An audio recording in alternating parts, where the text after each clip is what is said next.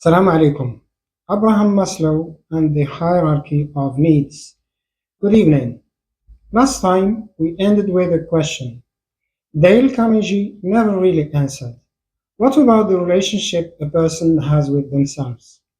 Carnegie taught us how to make others feel important. Today we ask a harder question. What actually makes a person feel fulfilled in the first place?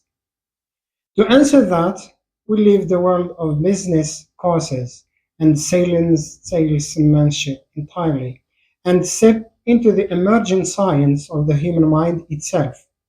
We arrive in 1943, in the middle of the Second World War, where the psychologist named Abraham Maslow. At the time, psychology was dominated by two very different camps: behaviorism, which studied only observable stimulus and response, and Freudian psychoanalysis, which focused heavily on neurosis, trauma, and the darker corners of the unconscious mind. Maslow found both approaches incomplete. He wanted to understand not what makes people sick or how to condition behavior, but what makes people thrive. He began studying not troubled patients, but some of history's most fulfilled, high-functioning individuals, asking what they had in common. That research led to his landmark 1943 paper, A Theory of Human Motivation. Maslow proposed that human needs are organized in a hierarchy, often visualized as a pyramid, and that lower needs generally must be reasonably satisfied before a person is motivated to pursue higher ones. At the base sit physiological needs: food, water, sleep, shelter. Above that, safety, physical security, financial stability, health. Next comes love and belonging, friendship, intimacy, connection to family and community.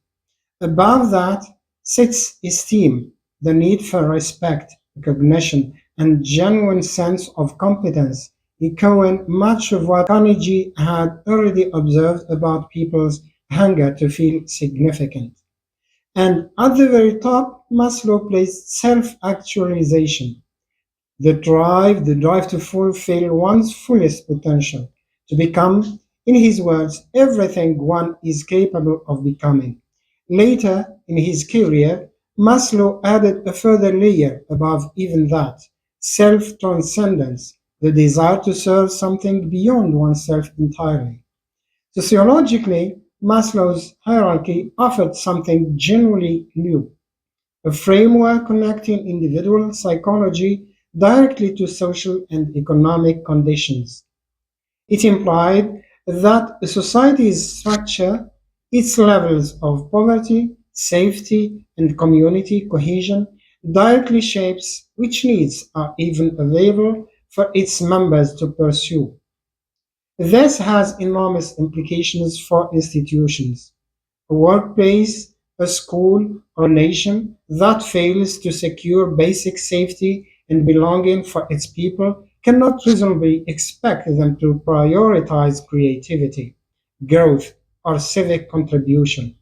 Maslow's pyramid became a foundational tool across management theory, education policy, and public health, precisely because it gave sociologists and policymakers a shared vocabulary for why deprivation in one area of life can quietly block flourishing in every area above it. Psychologically, Maslow is considered a founding figure of humanistic psychology, a deliberate departure from behaviorism, black box, and Freud's focus on pathology. He insisted that psychology should study health and potential, not only dysfunction, a genuinely radical repositioning of the entire field's purpose. This concept of self-actualization introduced ideas that remain central to psychology today: intrinsic motivation, the drive that comes from within rather than external reward; peak experiences, moments of transcendent clarity and fulfillment, and the idea that growth itself is a fundamental human need, not luxury reserved for a fortunate few. This directly foreshadowed later positive psychology and the modern coaching movement's obsession with purpose and potential. But Maslow's hierarchy has drawn substantial and lasting criticism. Berkeley later researchers found little hard evidence that needs must be satisfied in strict sequential order.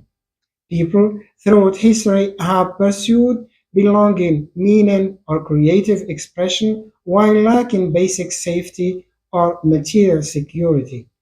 A starving artist, a persecuted activist, a person in poverty who still finds deep meaning in family or faith. The rigid pyramid shape may oversimplify something far messier and more overlapping in real life. Critics have also pointed out the theory's cultural narrowness.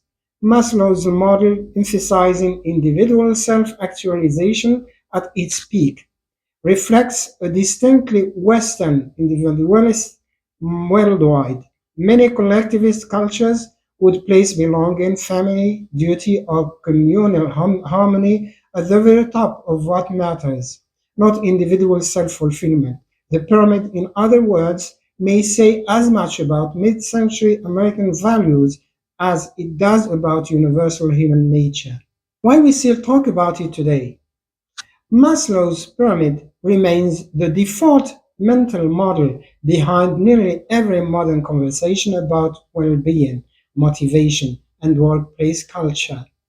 Human resources departments still talk about psychological safety before expecting innovation.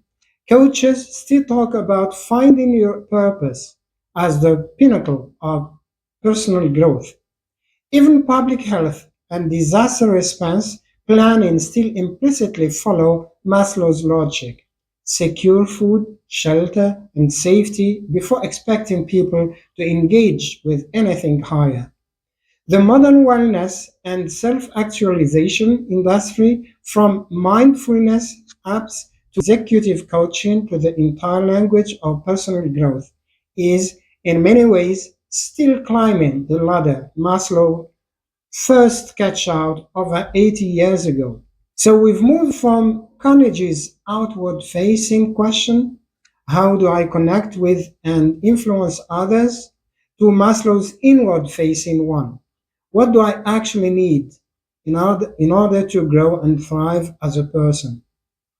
But Maslow's model, for all its enduring influence, describes needs largely in the abstract, without fully explaining the internal psychological mechanics of how a person actually changes their behavior, builds new capabilities, or breaks old patterns standing between them and that growth. That question belongs to our next chapter, Albert Bandura, Self-Efficacy and the Psychology of Believing You Actually Can Change. Thank you and see you next time.